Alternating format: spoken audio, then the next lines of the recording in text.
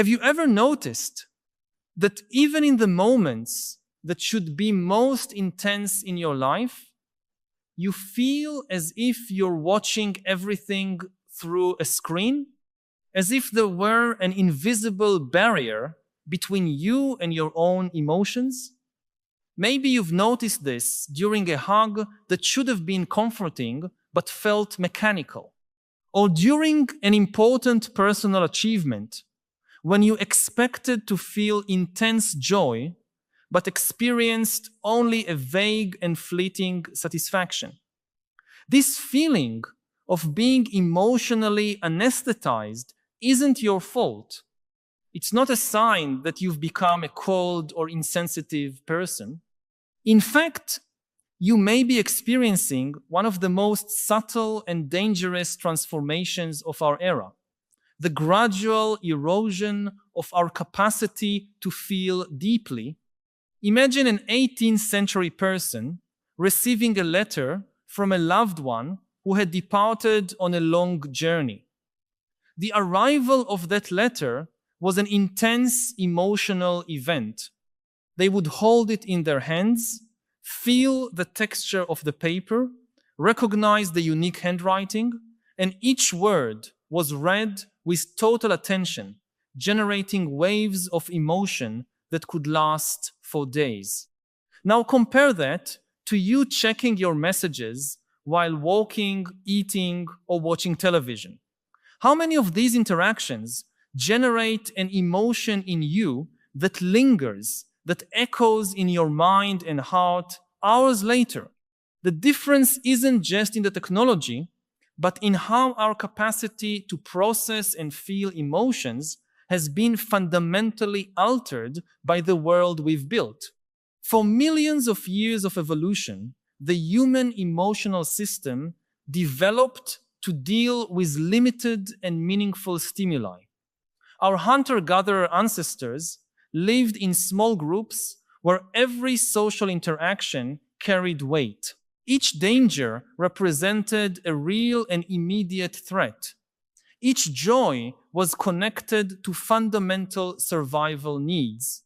The human brain didn't evolve to process the constant bombardment of artificial emotional stimuli that characterizes our era. When you wake up and immediately check your phone, your nervous system is subjected to a sequence of emotional microshocks.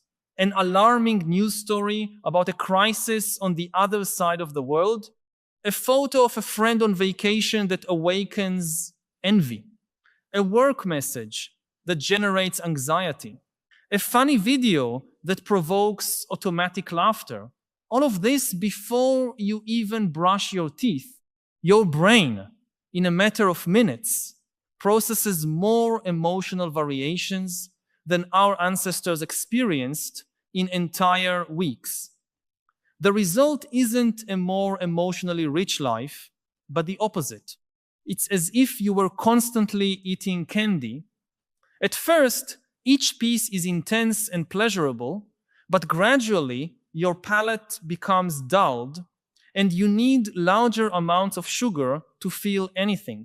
The Industrial Revolution altered our relationship with time and space, but the digital revolution is altering our relationship with our own emotions.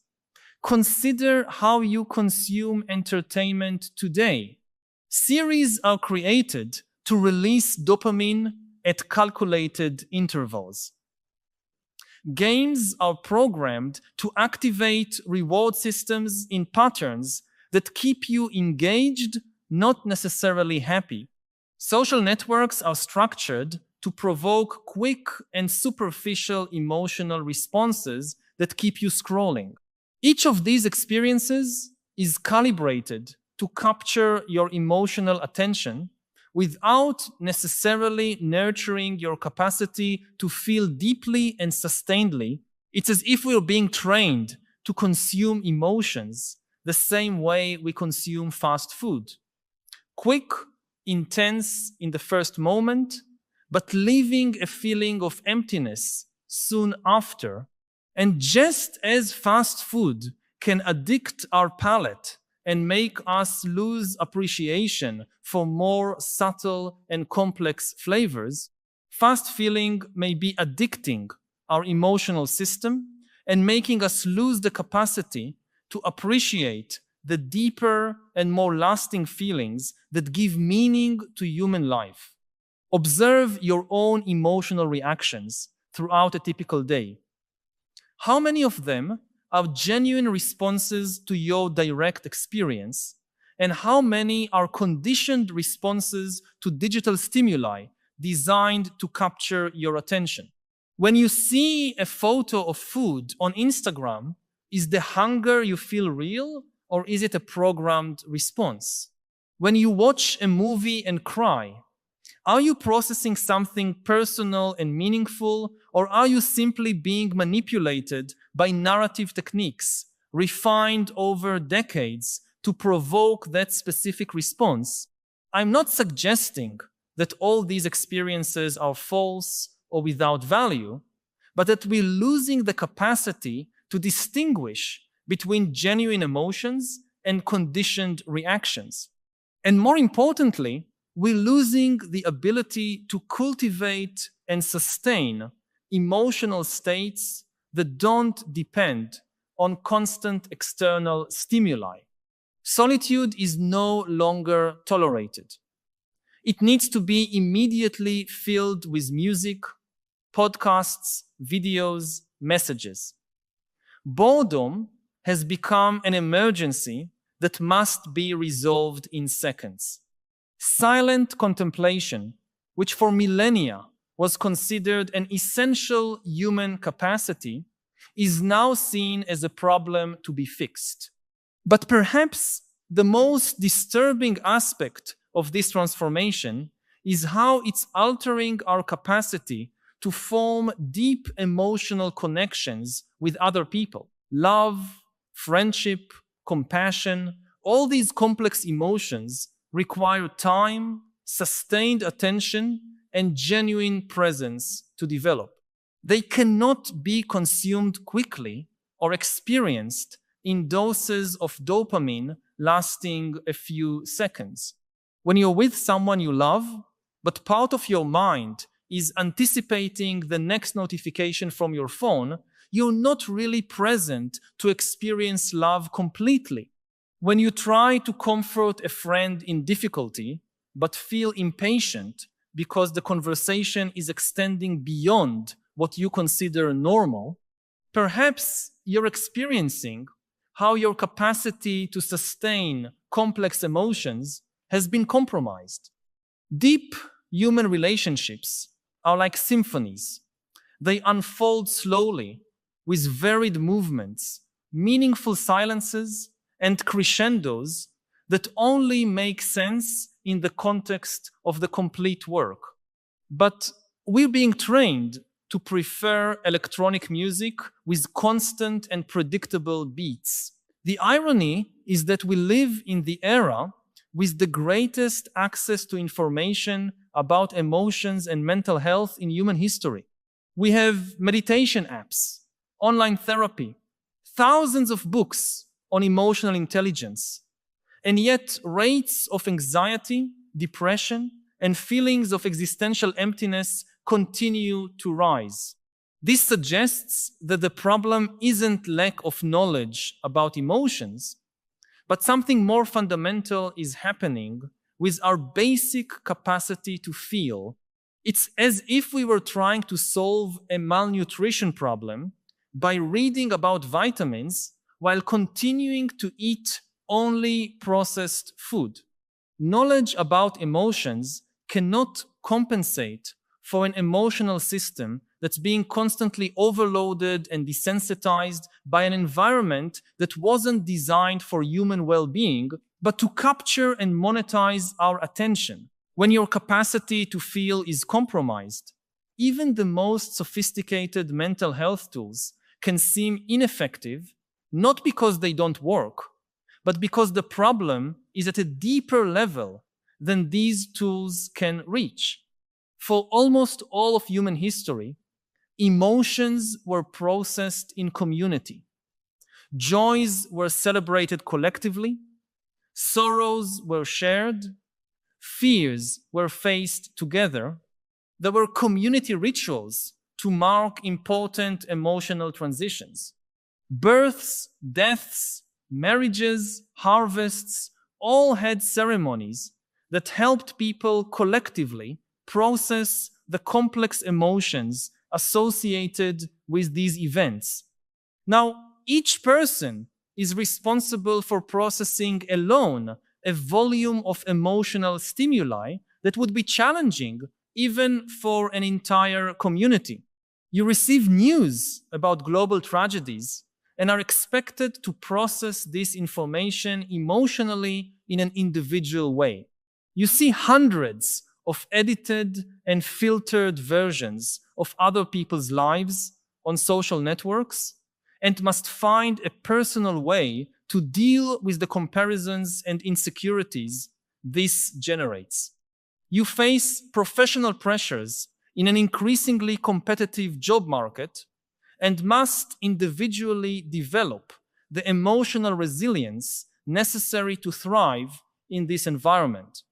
And all this while maintaining the appearance that you're handling everything well, because admitting emotional difficulties is often seen as a sign of weakness or personal failure.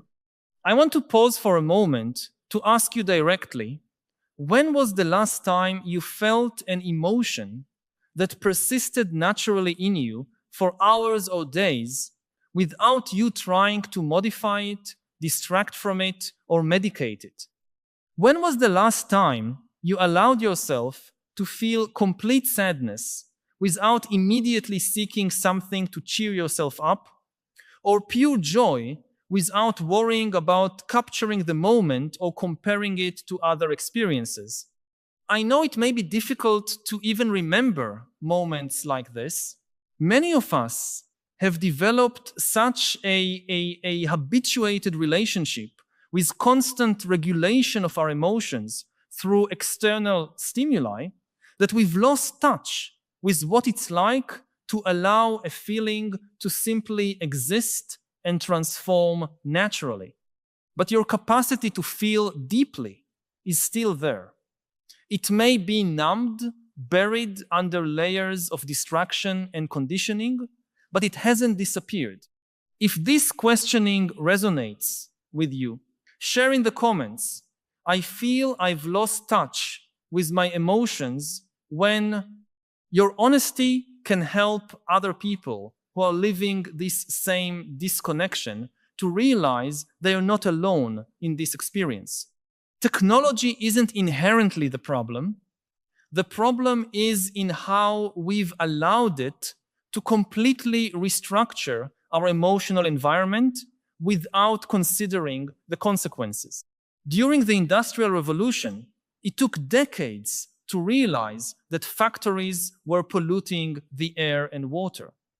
Now we know we need environmental regulations to protect our physical ecosystem. We're at a similar moment regarding our emotional ecosystem. Digital platforms are polluting our emotional environment, and we need to develop awareness and practices to protect our capacity to feel. This doesn't mean rejecting technology, but using it consciously and intentionally, the same way you would carefully choose what to eat if you discovered that your physical health was being compromised by your diet. You can begin to observe which digital content truly nourishes your emotional life and which only stimulates reward systems without adding real value. You can create spaces and moments free from digital stimuli where your emotions can arise and develop naturally. You can practice genuine presence in your interactions with other people, resisting the impulse to divide your attention between the person in front of you and your device. But individual effort, while important, isn't sufficient to reverse a transformation that's happening at a social and systemic level. Just as industrial pollution required regulatory changes and not just conscious individual choices, Digital emotional pollution may also require broader changes in how we design and regulate our technologies. Imagine if digital platforms were designed to promote emotional well-being instead of maximizing screen time. Imagine if algorithms were programmed to recognize when you're emotionally overloaded and suggested a break instead of more stimulating content. Imagine if there were digital spaces designed specifically to help people process and integrate complex emotions instead of just consuming them quickly. These aren't utopian fantasies, but real possibilities that depend on consciously choosing what kind of emotional environment we want to create for ourselves and future generations. The question isn't whether technology will continue to influence our emotions, but whether we'll have any influence over how this happens. Recovering our capacity to feel deeply may be one of the most important challenges we face as a species. Our emotions aren't just personal experiences. They're the foundation of empathy, compassion, art, human connection, and the ability to make wise decisions about complex issues. A society of emotionally numbed people is a society incapable of responding adequately to crises that require not just rational analysis, but also emotional wisdom. The greatest issues we face as humanity, from climate change to social inequality, require not just technical solutions, but also the capacity to feel deeply the urgency and importance of these issues. If we continue losing our capacity to process complex and sustained emotions, we'll also lose our capacity to respond to challenges that threaten our collective future. Because in the end, it's our emotions that motivate us to act not just for our own benefit, but for the benefit of others and future generations. The good news is that the neuroplasticity of the human brain means that changes in our emotional capacity are reversible. Just as a musician who hasn't practiced for years can recover their skill with dedicated training, your capacity to feel deeply can be recovered through conscious practice. This may include regular periods of silence and contemplation, engagement with art and literature that require slow and complex emotional processing, cultivation of relationships that allow real vulnerability and intimacy, and creation of personal rituals that mark and honor important emotional transitions in your life. It may also include developing tolerance for uncomfortable emotions without the need to escape them immediately through distractions. Like an athlete who gradually trains their physical endurance, you can train your emotional endurance, your capacity to remain present with intense feelings until they transform naturally. And it may include intentionally seeking experiences that nourish your soul instead of just stimulating your reward systems, experiences that leave you feeling more connected to yourself, to others, and to something greater than yourself. Perhaps the deepest irony of our era is that in our quest to eliminate suffering through constant distractions and stimulations, we've also eliminated our capacity to experience deep and sustained joy. Because the capacity to feel cannot be selective, you cannot numb only the difficult emotions without also numbing your capacity to feel love, wonder, gratitude, and all the other emotions that make life worth living. When you recover your capacity to be present with sadness, you also recover your capacity to be present with joy. When you develop tolerance for anxiety, you also develop capacity for excitement and positive anticipation. When you stop fleeing from boredom, you discover that in the space of boredom exists potential for creativity, insight, and deep connection with yourself. The path back to an emotionally rich life isn't through more stimuli or more sophisticated distractions, but through a gradual return to simplicity, presence, and acceptance of the complete range of human experience. It's a return to recognizing that feeling deeply, even when it's uncomfortable, is what makes us human in the most fundamental way. If these reflections have touched on something you've been feeling, but perhaps haven't found words to express, know that you're not alone.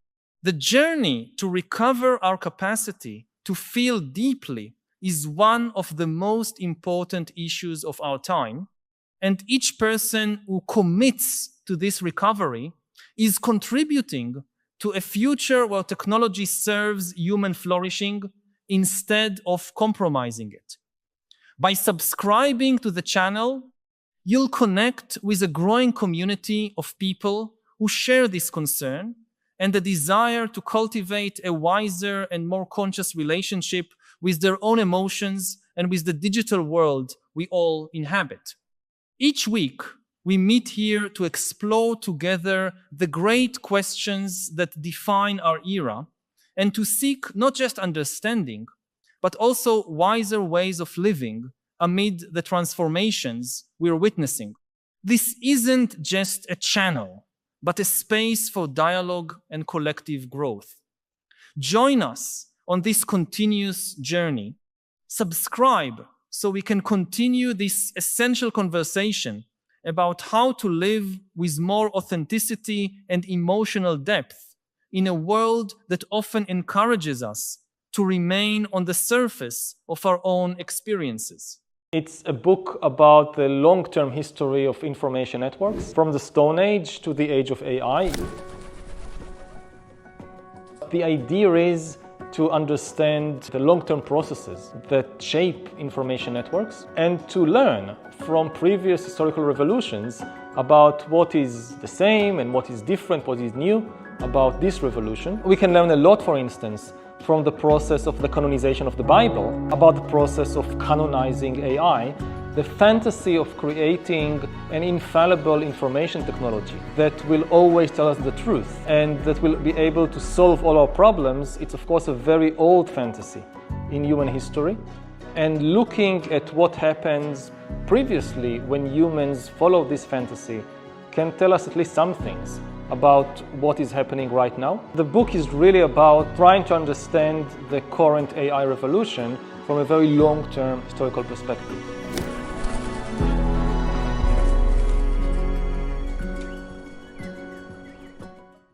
The experts in many institutions have heaped shame upon their own heads in recent years. This is why we need two things. First of all, we need several institutions, not just one, so they keep each other in check. The basic assumption is humans are fallible, institutions are composed of humans, so all institutions are fallible, they can make mistakes, they can be corrupted, and therefore you need several institutions. So if one institution is really corrupted, you can go to the courts, or you can expose it in newspapers, or in other media, or whatever. And secondly, every institution needs a self-correcting mechanism. This is the sign of a good institution, that it has mechanisms inside the institution to identify and correct its own mistakes. This is, again, a key difference between democracy and dictatorship. Dictatorship has no self-correcting institution. There is no mechanism in Russia that can expose and correct Putin's mistakes. But democracy is all about self-correction. The basic mechanism of elections is that every 4 years or so, you can say, oh, we made a mistake, let's try something else. But of course, every mechanism like this is itself fallible. Elections can be rigged, like we just had elections in Venezuela, and the Venezuelan people said, okay, we made a mistake with Chavez and Maduro, let's try something else. But because Maduro is in power, he rigged the election. He said, no, I won. The problem of truth is that the truth, first of all, is costly, whereas fiction is very cheap. If you want to write a truthful history book about the Roman Empire, for instance, you need to invest a lot of energy, time, money. You need to study Latin. You probably need to study Greek, ancient Greek. You need to do archaeological excavations and find these ancient, whether inscriptions or pottery or weapons, and analyze them. Very costly and difficult. To write a fictional story about the Roman Empire, very easy. You just write anything you want and it's there on the page or on the internet. The truth is often also very complicated because reality is complicated. You want to give a truthful explanation for why the Roman Republic fell or why the Roman Empire eventually fell. Very complicated. Whereas fiction can be made as simple as possible, and people tend to prefer simple explanations over complicated ones. And finally, the truth can be painful, unattractive. We often don't want to know the truth about ourselves, whether as individuals, which is why we go to therapy for many years to know the things we don't want to know about ourselves, and also on the level of entire nations. Each nation has its own dark episodes, its own skeletons or cemeteries in the closet that people don't want to know about. A politician that, in an election campaign would just tell people the truth, the whole truth, and nothing but the truth, is unlikely to win many votes. So in this competition between the truth, which is costly and complicated and sometimes painful, and fiction, which is cheap and simple and you can make it very attractive, fiction tends to win. And if you look at, the large-scale systems, networks in history, they are often built on fictions, not on the truth.